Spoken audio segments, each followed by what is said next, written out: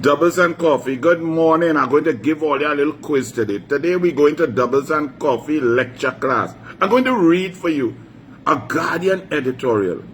The Guardian of PNM K-Pax, the PNM fake news media general flagship, the Guardian newspaper that losing over 17 million per year, MMMILLION, and they don't seem to want to care that people are onto them and onto their fake news. But while I read it, I want you all to understand, think about the journalistic integrity, what journalism is supposed to be, what the fourth estate is supposed to be, why news reporters are allowed to call press conferences and question political public figures and so on, and normally public officials should have a responsibility to respond, but in Trinidad and Tobago, that respect is lost because the media has become a tool of the PNM, a puppet of the PNM, a game player for the PNM to try to promote the evil of the PNM. But while I read this for you, I want you to think carefully because I'm going to ask you all some questions when I'm finished reading this excerpt from the Guardian newspaper editorial today. When humanity is lost, the inability and refusal of the leadership of the world community to do something meaningful about the slaughter of innocent people outside of the combatants of the wars in Eastern Europe and Palestine are clear indications of a loss of humanity. If we forget for a moment what the contests in the two major wars are about, and consider the low value placed on human life, it may shock us into arriving at the reality of how closely we resemble the beasts of the jungle. On the surface, it seems impossible that 21st century mankind, in particular those in countries in which their leaders with the power to do something to stop the inhumane elimination of tens of thousands of people, mainly women and children, can continue living daily lives unconcerned about the genocidal killings in Palestine in particular. Moreover, the slaughter of an estimated 64,000 Palestinians, a full 80% of such persons being defenseless women, non-combatant men, and children, is being encouraged, defended, and carried out with weapons sold and or given to Israel by the acclaimed most civilized of mankind in North America and Western Europe. In the Russia-Ukraine conflict, the latest figures show that close to 2 million people have been killed.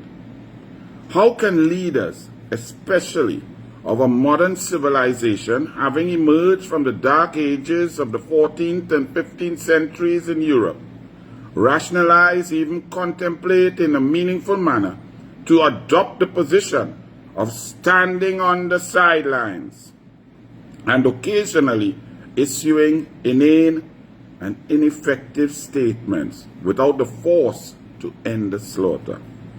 Moreover, the said leaders of several European and North American countries are continuing to be instrumental in the murders, while millions of citizens of these countries have been marching and protesting against the slaughter of innocents, who therefore are the leaders, the governments, the parliamentarians of such countries, representing when large numbers of those they are supposed to speak for are demonstrating their complete opposition to the killings. The intensity and expansion of the killings and the displacement of the defenseless in Gaza have increased the point where the Israeli Prime Minister and the United States President have agreed to clear Gaza of Palestinians, establish an area for frolicking of the rich of the world. Such a plan is consistent with the objective of Russia and Israel to take possession of Ukrainian and Palestinian lands. In the instance of the latter, a complete destruction of Palestine and the scattering of its people. In the case of Israel, Prime Minister Benjamin Netanyahu and his team have not hidden the view that they consider the Palestinians to be less than human and therefore not entitled to be treated like themselves. The land grab in Eastern Europe is all about one group of people, the Russian oligarchy led by President Putin, fulfilling its quota, its quest to re-establish something of the Soviet Union to become a predominant force in Eastern Europe, at another level of the do-nothing attitude to stop the slaughter. The International Court of Justice has been brooding over a case of genocide brought by South Africa against Israel for almost 2 years. What more evidence is needed to conclude on a matter that is daily before their eyes? That's the Guardian newspaper editorial. Let me say from the onset, I agree with every single word. And there can be no comparison to genocide, murder, and war. However, principles of ethics, morality, humanity, love, respect, empathy, sympathy are principles that come down the continuum of offenses and offensive action. So let's come down a bit from those two critical, major, murderous activities that are ongoing in the geopolitics of the globe now, but keeping the same principles that we, as intelligent, democratic, free, independent nations representing people, have a responsibility to act in the best interest of humanity. Let's take that Guardian position. That is the position of the Guardian newspaper today when discussing the Ukrainian war, Russia-Ukrainian war, and the genocide in Palestine. So I ask you, Guardian Media Limited, at what level along the continuum do your principles, your morals and ethics change? Because right across the pond, right here, 7 miles away, a dictator, an oppressor, a tyrannical cartel leader, a drug runner, a nepotistic stealer of elections, an illegitimate, oppressive, tyrannical mastermind of hatred and wickedness who has affected the human rights of millions of Venezuelans. 8 million Venezuelans in the last 6 years have fled Venezuela. This tyrant Maduro, who's an indicted drug runner and cartel runner, countless people, too many people to count, and unknown, have died because of his greed and his craft for money and corruption and cocaine. The guns that flow through our Gulf of Paria and stop here on our twin island republic in the hands of our young people who don't have the brain to understand that they will die without having a family, without having lived, without having experienced how beautiful life is. Where is your moral indignation, your ethical stand to stand with the USA, who is coming to keep this area safe, to keep this area away from drugs, cocaine, murder, guns, bullets, our young people committing genocide in the ghettos and in the constituencies of the PNM across Trinidad and Tobago? Where's your indignation? Where's your concept? How can you then come to say and take the PNM position which says, leave the tyrannical oppressor, leave the stealer of elections, leave the nepotistic dictator, leave the inhumane oppressor, leave the corrupt official, leave the drug cartel runner, leave the man who has caused his country to become one of the poorest in the world despite having the most resources possible. Where is your similar, your similar philosophy, your similar belief, your similar strength to say to Nicolas and Maduro, get out, return Venezuela to a free democratic republic, Let the people go home from wherever they have fled. We have 150,000 Venezuelans here possibly. We don't even know the number. Nobody counted. The PNM did not count. They lied and said they were 13,600 when you could have seen that down in Cedros alone. Why don't you fight for the freedom of the people of Venezuela? Where is your righteous indignation when Maduro and his defense minister, who have stolen power since July 28, 2024, who were not duly elected, they threatened the people of Guyana, the resources of Guyana, the lives of the people in the Essequibo and in Guyana, our CARICOM neighbors? Where is your righteous indignation? Where is your strength? Where are your instructions to the population to stand with Guyana against the inhumane, oppressive, dictatorial, nepotistic, illegal, illegitimate actions of Nicolas Maduro of Venezuela?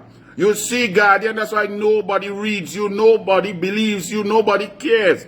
Because you cannot run hot and understand one issue from an emotional, moral, ethical one, and then on another one, go a different direction. And I ask you, the population, why is that? How come the Guardian could get it so correct with the issues of Ukraine and Russia and Palestine and Israel?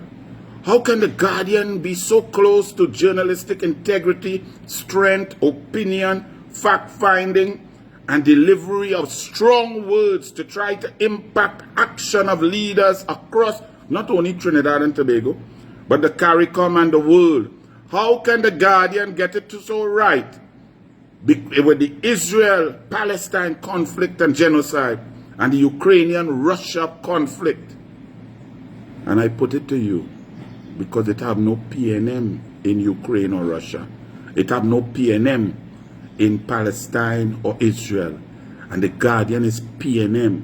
And that's the point that they can make pellucid, that they are corrupt media house, that they are beholden to the PNM, that their logic, their ethics, their strength, their love and lust for fairness, equity, and survival of humanity all goes to naught when it involves the PNM.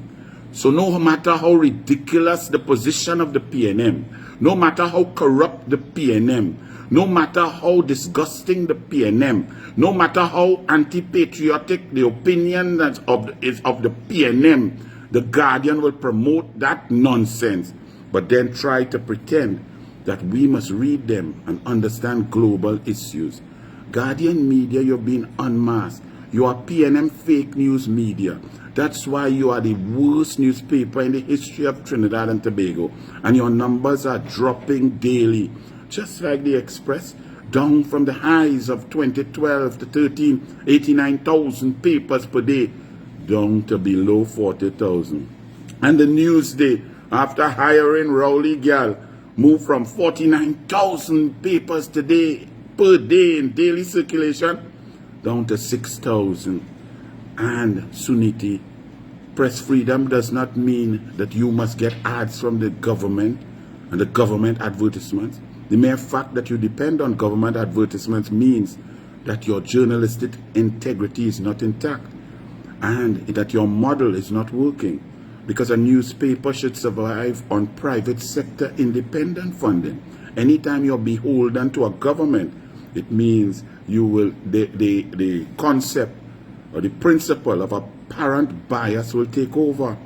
The PNM fake news media in Trinidad and Tobago is losing its power. Guardian, check yourself, because you have wrecked yourself. Your editorial today on global issues talks about humanity, respect, accountability, ethics, and morality, and you are correct. The problem is you do not use that same measuring tape when it comes to Trinidad and Tobago political issues. You've been caught wanting. You are corrupt, and the people are fed up. I hope I've made my case once again. Fire burn the Guardian. Fire burn PNM fake news media. Stand with KAMLA Prasad Bisesa and the United National Congress Coalition of Interest Government to improve Trinidad and Tobago. Bless.